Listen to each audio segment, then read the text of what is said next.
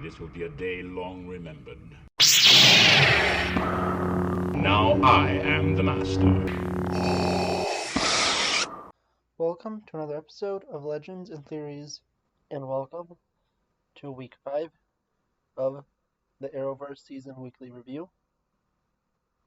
And I'll be going over the 8th episode of Batwoman, the 4th episode of The Flash, season 6, and the 5th episode of the first season of Superman and Lois, the Batwoman season 2. Almost forgot to say that. Of course, we all know how this goes now, and let's begin talking about Batwoman. And this episode, I think it was all over the place, and there was way too much happening. I didn't really enjoy it, and my main problem with it when watching it was definitely that it felt like there was way too many twists thrown into it. There was the twist that they wanted to have Kate be dead, and then she was not dead, and then there was a twist that Allison would actually kill, I think his name is Ocean, and then the twist that one person that worked under, what's her name, Sophia, actually is the one who quote-unquote killed Kate. And then we learn that Alice is so angry that she decides to burn down the Desert Rose before Ryan could get it. And then there was another twist that somehow the Desert Rose was growing in the plant that she has. And then the twist that Kate is actually alive and is being played by someone else now. And I don't really know. I feel like they just went for way too many plot twists in this. And it feels more like what should happen over a course of a season. If it happened in any episode, it should probably be in the season finale. I just feel like that they did way too many plot twists in this episode. It was a very weak episode overall because I just feel like too much happened in a short period of time. Now to go over the Flash episode. This episode was nearly perfect. There is one major flaw in it, and that is that there was a Fortnite reference. Yeah, that brought this episode down from like an A to like a B+. You know, that's just how bad it was. I mean, it wasn't as bad in Endgame, since that movie was like 4.5 times longer than the episode of The Flash. But that one Fortnite reference definitely deserved it. And I have to just give this episode a B+ instead of a really solid A. But besides that, this was a very good episode, and really reminded me of that one episode of Justice League Unlimited, where we saw the Wally West version of the Flash talking the Trickster down and into surrendering himself to the police. And this felt like a lot like that, while Barry took on Abracadabra. And I think they did a very good job this episode, and I'm glad they still deal with Crisis in this. And it's not like something that just happened, and now they're kind of ignoring it. I also think it's good that they're finally dealing with the trauma of what the characters go through. And I think this episode was actually really good overall, besides that one Fortnite thing. Abracadabra was done very well, and I can't wait to see him continue on and see what happens next with him, because he's clearly going to return at some point, even though he's dead. Of course, he's not going to return as redeemed. He's going to come back from the future that happened before this point, and it's going to be like a Thawne level, complicated time travel, thing, time remnant, blah blah blah blah. I don't really know how to explain it. Let's just go with Hulk and say, Time travel! so yeah, you get it. Okay, let's just really talk about this episode. I definitely like. I think it's fine. Yeah, the name of Mecha Vibe, or the new Vibe powers, or suit that Cisco has, what his superhero name should be now. Yeah, that's pretty cool. I think that the Strength Force, I believe, thing kind of came out of nowhere, but that was pretty interesting also.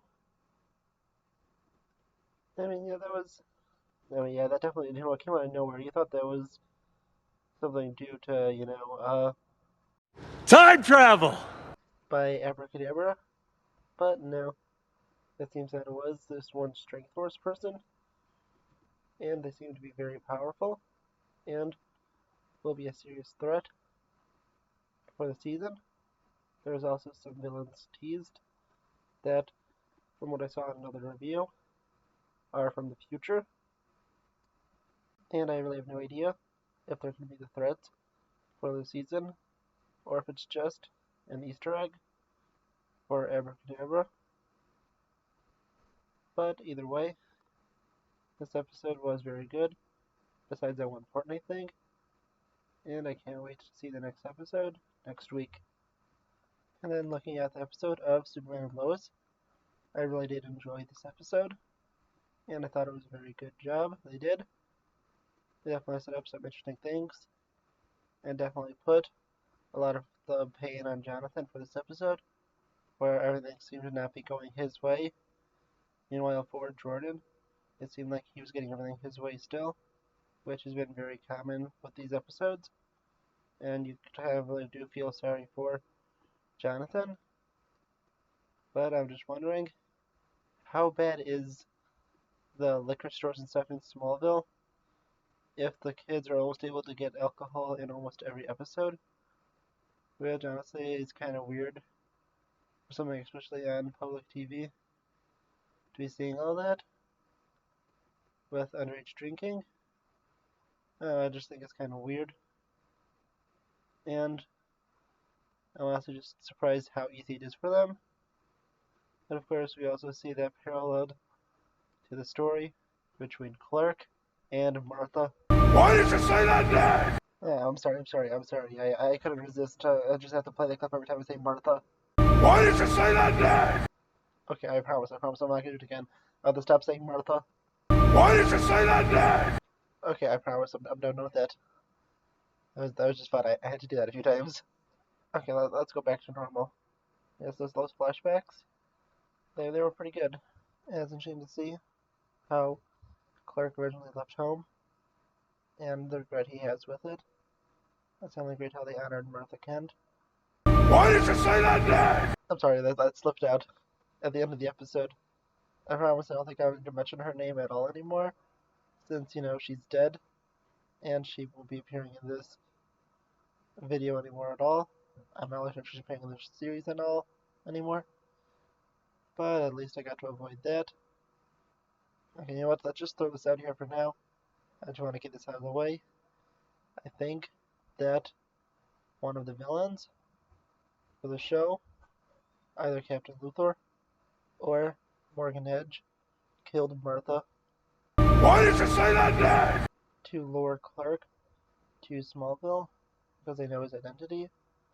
But I feel like if it was anyone, it would be Morgan Edge, because it seems like that Captain Luthor wouldn't really know and was kind of surprised that he found Clark in Smallville. But who knows, that could just be some other thing, a kind of a coincidence to throw us off. But either way, I feel like there's a good chance that did happen, and that she was killed by one of the two to get to Clark. The rest of the storylines of this were pretty good. I definitely think that stuff going more into Morgan Edge has definitely been interesting, and it's nice to see how Captain Luthor is crossing into the show even more, using his hidden agendas to be able to try to get closer to Lois, who, surprise, was his wife in the original timeline, and that definitely is an interesting twist. It seems definitely more like that universe could be of a Red Sun universe, or it could be even more like Injustice. But in that one, perhaps she does not love Superman as much as he loves her, or they break up after Clark kind of goes nuts and then tries to destroy the world and seems to succeed. So I think that either way, that this could work, and he definitely would have seen her die at Superman's hand. But I think either way this works, and this is very interesting. And the next episode is now over a month and a half away, and I will not be releasing a video that week on it.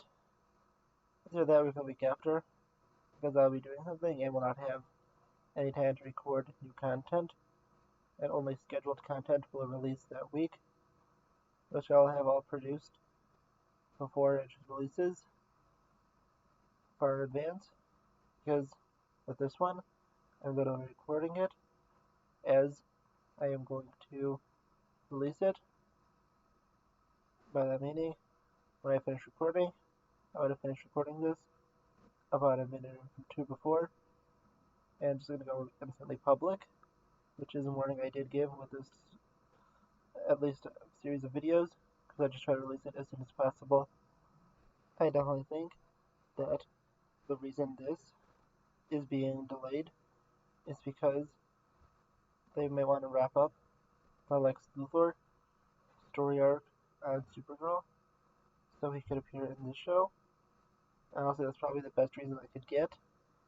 It's either that, or they just want to get all the John Diggle episodes out around the same time. And the Supergirl episode, one of the last ones airing before it goes back into a break, will be the one that John Diggle appears in. And then, about a week or two later, probably 2 weeks later, the John Diggle episode will appear on Superman and Lois. And the Flash episode, and maybe even the Legends episode, and the Batwoman episode will air around the same time. That's just kind of my guess.